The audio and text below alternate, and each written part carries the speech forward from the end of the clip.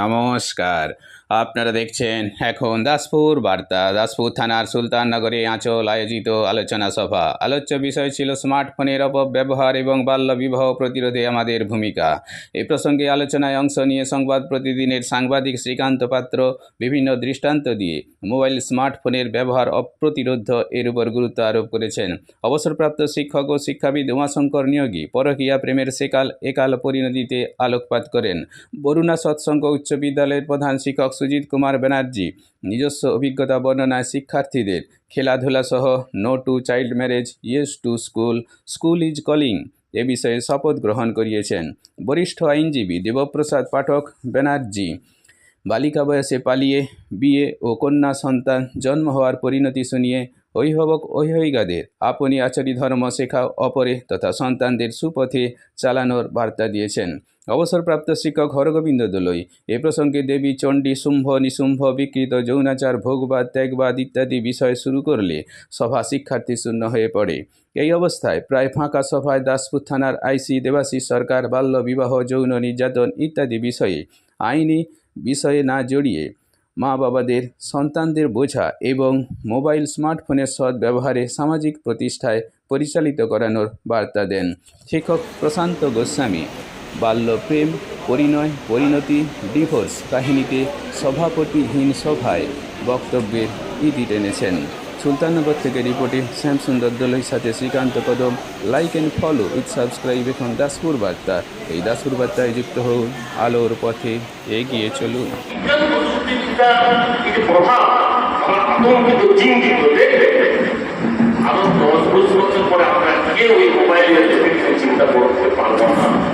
সামাজিক সচেতনতা, সামাজিক লজ্জাস্কর ব্যাপার, এগুলো মা বাবারা বা যারা গার্জেন আছেন, যারা এটা পরিচালনা করছেন আঁচল বা মহিলা চালিত যারাই দেখুন এই ব্যাপারগুলো তীব্র ভাষায় প্রতিবাদ করুন। জানাবার জায়গা আছে, সেগুলো হচ্ছে আমরা পুনঃ প্রতিবাদ করুন, সাহায্য চান, আমরা সবসময় পাশে দাঁড়াচ্ছি। না হলে এখানে আইন মোতাবেক যাকে জানাবার দরকার সেটা হচ্ছে একটা মেট্রোপলিটন ম্যাজিস্ট্রেট, জুডিশিয়াল ম্যাজিস্ট্রেট কিংবা আপনার চাইল্ড ওয়েলফেয়ার কমিটি। কারোর সাথে এগুলো সরাসরি যোগাযোগে থাকুন। যে কোনো বিপদে থাকবেন, থানা এলাকার ফোন নাম্বার রাখুন, আমাদেরকে জানান। এর মতো জিনিসকে আপনারা প্রতিবাদ সাহস দেবেন না। আইনগত পরিভাষায় বলতে গেলে যে বাচ্চা তো অপরাধী বলে আমরা ধরছি না, যে অ্যাডাল্ট ছেলে যে তাকে প্রভোগ করছে, যে তাকে নিয়ে চলে যাচ্ছে, তার জন্য তো শাস্তি আছেই। এবং ঘটনা যখন মেয়েরা পাচ্ছেন না তখন মা প্রভাব ফেলেছে। একদিকে যেমন ভীষণ মন ক্ষতিগ্রস্ত হচ্ছে, তেমনি স্মার্টফোনের অপব্যবহার অনেক তরুণী ও গৃহবধূদের পথ ভ্রষ্ট করে চলেছে। নিয়মিত অবাঞ্ছিত সব সম্পত্তি জড়িয়ে পড়েছেন তারা। বিবাহিত স্ত্রী কিংবা তার স্বামী অন্য কোনো কারো সাথে বিবাহিত হতে পারে, অবিবাহিত হতে পারে, এইরকম আসলে জড়িত হয়ে পড়ে, তাহলেই তাকে আমরা কিন্তু পরকীয়া। ব্যাপারটা কি পরকীয়া করতে গেল আগে ছিল কিনা? আমাদের দেশে ছিল, হ্যাঁ ছিল।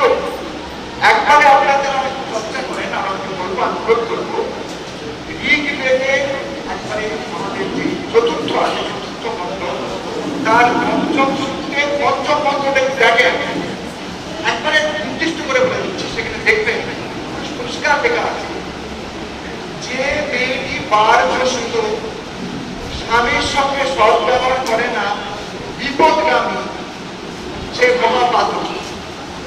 তাহলে ঋগ্বেদে আমরা খুঁজে পেলাম, আজকে 5000 বছর ধরে নিচ্ছে, 4000 বছর, 4000 বছর আগে পরকীয়া ছিল। আমি পরকীয়া সমর্থনে বলছি না, ছিল, ব্যাপারটা পরকীয়া ছিল ঋগ্বেদে। আমাদের ছেলে মেয়েদের বিপদগামী করার জন্য দায়ী হয়ে যায়। আপনি আচরি ধর্ম পরের শেখাও, এই জিনিসটা কিন্তু আমাদের ভেতরে থাকে না।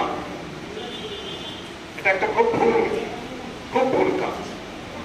আমরা যেরকম আচরণ করবো খুব স্বাভাবিক, আমাদের ছেলে মেয়েরা কিন্তু সেই আচরণে অভ্যস্ত হবে। শ্রী শ্রী চণ্ডী, সেখানে একটা কথা বলা আছে যে শুম্ভ নিশুম্ভ দেবীকে স্ত্রী হিসাবে পেতে চেয়েছে। দেবীর একটা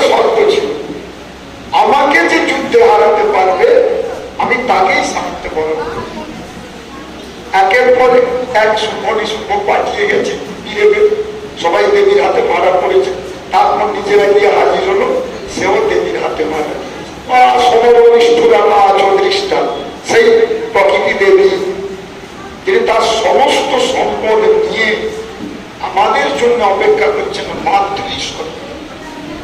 সেই মাতৃত্বকে অস্বীকার করে সন্তান যখন মাকে ভোগ করতে চায়, তখন তো বিনষ্টি